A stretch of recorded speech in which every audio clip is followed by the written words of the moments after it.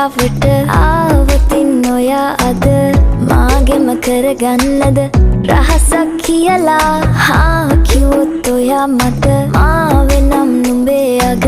රැජිනිය සදහට මං දෙවරක් නොහිතා සැරෙන් සැරේ කෝලෙන් බල බලා ඇසේ අස්සෙන්